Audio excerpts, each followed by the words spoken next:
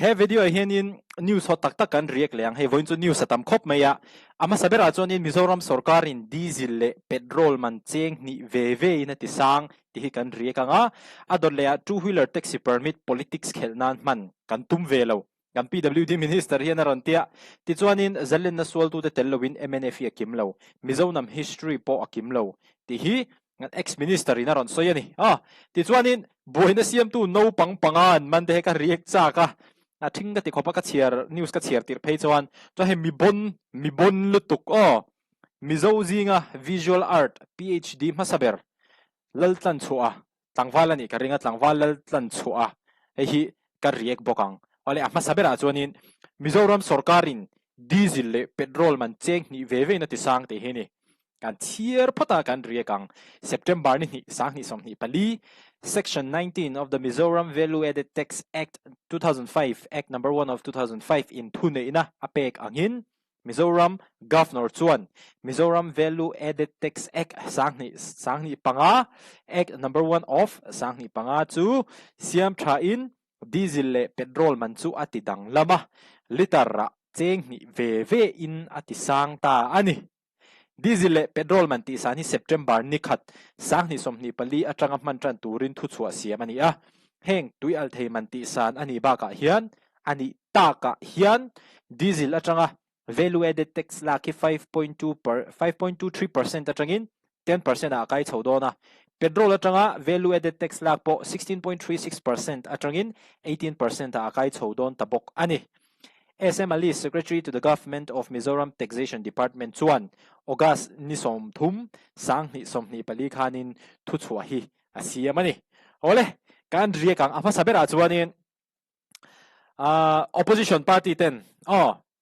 ZPM kai shuai Mizoram sarkar na noya chuanin thilman ato chak apung chak an ron tianga ZPM hi an ron dem ka ring chu ma sabera chuan adot lea chuanin hetianga petrol man te diesel man ti san hian mire theite nasatakin angong do na ni an ron tipo ka ring no chu ka riek zelani he thil hianin sumo fare te taxi fare te bus fare te heng zong hi ati to vek dona chu tunge tuar tu tur kan ti chuanin mire theite bok in an tuar don anti ha ka ring ani hemi hi ka reaction ani mase he lampanga ZPM lampang chuan engbai nge hetinga man lak tak kan ti chuanin an soi ha ka hre fuatua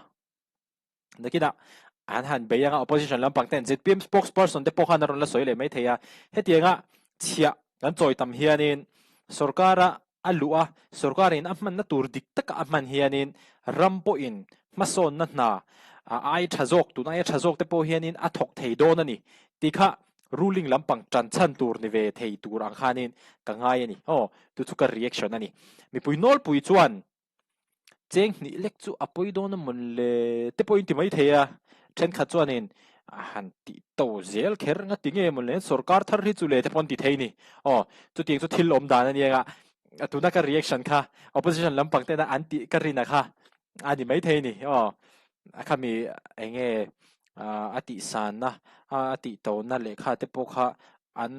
hal le mai thei lo mai thei kha chu hunin ala silang chu ole two wheeler taxi permit politics khelnan man kan tum velo hei kong pui chiam hi puin se thiam se du te hi chu ka video ma sa po ka react to kha ti chuanin soi to angin thotan ni apiang hianin ZPM lampang chuanin an headquarters a hianin chungin khoman mang thina heta hianin transport department hi two wheeler taxi permit pe chuak tu kan ni sarkar ma sahun lai khan politics khelnan le mi te ti lom nan an lo mang thina ni ome aron soile fak tamai puwan la hlan chuan keini ero chuan two wheeler taxi hi mi pui mamo ai tam a omto ni kan feta wang le ezon na na mangmek te kan ti boilo nan politics khelnan man kan tum ve lo ani tiani tat maya sarkar ma sa khanin politics khelnan an lo mang thina mi a hrezo kinom chuan comment section a hanin ron comment te u ke sarkar masak ina sarkar na chelai kha chuan politics ka ngai ven lo khopa zirna kha ati de top khani maya nikum sang ni som ni pathum election zo atang khanin politics kha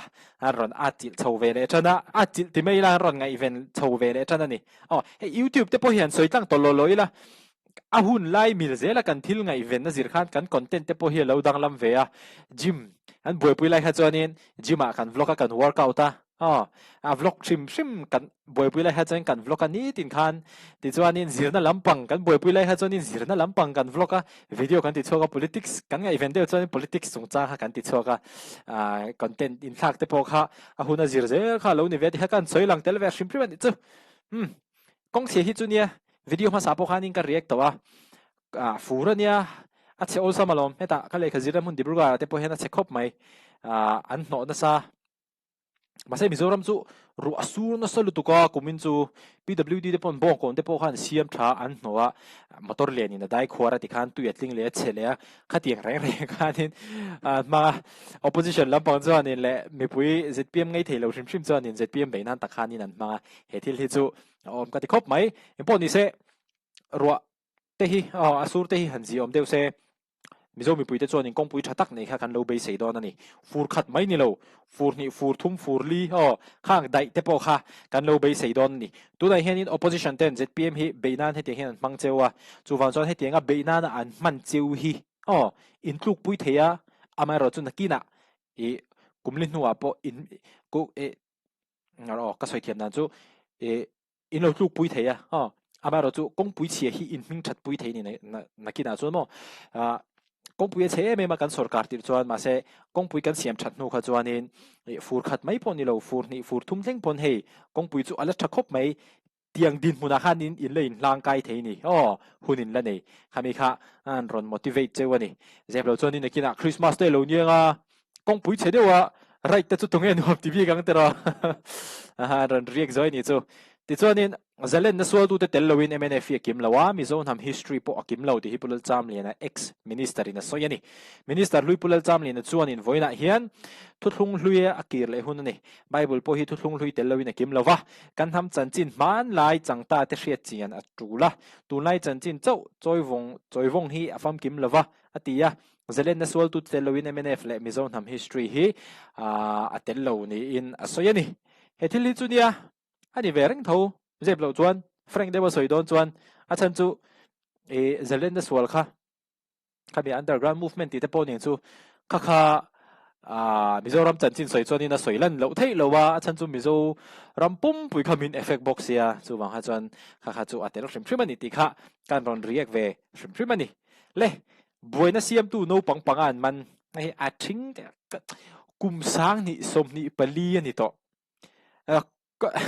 mi lo khoi ron kong pui in sual awahan thi hetia in sual te ho mo le mi khoi ron ching ho te hi an bank account te hi han en sakula poisa hi tamwak lawang chu wa hei jo athing ka tia ka ngai ne khop mai hetia ka thil ti ching hi zo kan ron react shrap ani jo tongkam khan le tuk lawang chu mai po ni se ni zan Dariat le chan ve om je chu Sunday zan dariat le chan ve vel khanin Diakkawn field ta in sual boen oma police te hriat tir ani nuwa YMA te nen tangtlangin kumtling lo le ngal no pangpangan manani a ve khangla a ve chuan de Kolasib tarlan ani danin boina a om ti hriain new Diakkawn le vengthar YMA hroi tu ten Diakkawn field hian pan ngala police te po an thleng thave ngal bokani ma se then khachun lo tan chia nia hetianga ti buai thina wi chu dana ni loti an hre chenga ni chu wan chuanin danin an chunga robaron rel don tak tak kha chuanin in sual dona an in lak pa an huai ang khan an lo huai le to thin si lowa tan che chak chak khan in sual dona a in la pa a in la huai kha danin an chunga ro rel do kha chuanin tan che chak chak khan ni le to me wai me roi tu te nen tangtlangin an vai hin an man vek ani amai ro chu boina siam te hi no pang kumtling lo vek ani awangin juvenile detention ada ani thung ani hetianga no pang play role in ni cholai hetianga in jing ani chuan in future hi a bright lo lutuk hetianga kholai hetianga in sual ching me hi na kina chuanin soidopang re thei na mor ani top teang chuwan chuanin a thing lu tuk khatiang mi khoi ron in sual ron mania po Instagram a khalo mua mi an lo khoi ran awa han thing a thing hi ka tingoi cái riêng bị lâu mà sẽ chinh thì cái ròn sỏi về chắc sim chứ mà ra cái ròn riêng cái này chinh khó tới ole hey in lâu in sual mấy lại khai hay bị thân khát cho nên PhD in lâu một đó nè mi dâu cái visual art PhD mà saber tang valal tlan chua bon khop mai mi lem zia po hay ron ta langa puzo ram thang ani wa mani hay chu ole cái tụm tang val art ko vela basic hana engam je hi tia shiat lo cắt chiết thiêmเลยcắt chiết thiêmแล้วก็เชียร์เทียมแล้วก็ที่ไม่ลักเทียมเลยพวกตุ้มจงแล้วแล้วตันชัวจูมิโซจิงvisual art มาสับเบอร์PhD เนี่ยมาสับเบอร์อันนี้ตาเนี่ย Department of Visual Studiesวันแล้วตันชัว Department of Visual Studies School of Arts and Aesthetics Jawaharlal Nehru University atangin doctorate degree he zirzawa mizozinga visual art bika PhD ne masaberania thesis to abstraction and visual politics of representation the case of contemporary art in Northeast India ti ani tawal tlan chu hian ina ku chuak ta hi India ram hun sang sang baka foreign thlengin alo pho chuak to a painting pakhat pe chu alat le ni kha he a painting hi Mizoram Chief Minister Lui Puzoram thanga lemania ahun lai khan khelzia lol he hi ka shede rewin ka she Instagram vela khan tu na hian in Department of Education Mizoram University Assistant Professor na thok mai khania om reng bon khop mai mizoji nga visual art PhD nei ma saberani hey PhD hi mi then khat chuanin nei olsam te point mai the then khat chuanin nei harsa te point ti mai theya mi then khat chuanin PhD hi an ngai sang viwa then khat chuanin an ngai sang lo viau thei boka amara chu engpo ni se soitop chuanin PhD hi chu nei le that taka zo hi hare me mani example ka peng chawo BSc MSc BA MA college in kalchung zong khanin chama dar college an ve changa dar som le chan ve period khatna dar som le chan ve changa dar som pakhal le chan ve period khatna dar som pakhal le chan ve changa dar som pahni le chan ve period khatna ti chuanin dar som pahni le chan ve changa dar khal le chan ve kha lunch break te ni nga ti chuan chon hulama dar khal le chan ve changa dar li thing practical khatia khanin college level a chuano master te bachelor master zir lai kha chuanin time kha kan ho tu te khanin min siam sak ve kani chu mi mil chuanin class te kha kan atena kan vati ve mai khani ma se PhD a chuan mo eng ma khatiang kha omlo mi mal thanem ngai na le mi mal rem hriat na mani du dan le tha kan ti dan ang khanin kan kal ve mop mop to chu mi huna chuanin chu mi tu ti tur ti po om chuang lo kan puten he hi ti ro he hi ati dan tur ania pon ron ti to lo manin kan zong chapa a procedure ti dan tur kan zong chapa research paper chi sang sang ami kan la khoma hei ti dan tur ani mo de ti hang kan zong khoma kan senior te kan rona an senior chen khat kan ron te la an lo in du vele khang langa khatiang kha ani PhD om je chumo a har sa ni zep lo chuan bachelor le master te anga khatianga hun bi nei thlap tlapa thil ti ang kha engma heta teacher professor te tang khanin min ron ti to box si lawa ti hianin kan om ve top mai ni tu la po ke po zingdar college an vetanga zingdar soma lep ka thleng tlang puya video ko riek do wa hen in dar nga vela ten karon ho vele a khabi in kar zong kha thathe yang beram man ka tum ve top mai ani chumi huna chuan lunch break turani ti po om to chuang lo chu wa chuan in mitam tak chuan PhD hi an stress puye me man ril ru te ha puye me mani khame ha kan ron tui ni shapani chu achan chu PhD ne hi har sa PhD ne namun po Jawaharlal Nehru University ngat khania ami ha like le ni ati zong kha news kan react thei chu ni boina siam no pang pang man ti le kholaya in khoi ron in sual de a thing to soi to khanin kang ti jing ho kha abi takin tlangwal to be khoi ron jing tiang vel chuma an bank account check sakulo eng mai so future ri om lo to kha de ne thing le tok a chebera dam do in thlen le nun na hil te po chan theyang a thabera chon kholaya in sual te a thabera chuan in enge kan tlom ngai tur khami kan ego kha kan satisfy kha ni ve mai ka eng abak eng ma amlo hetianga in pha za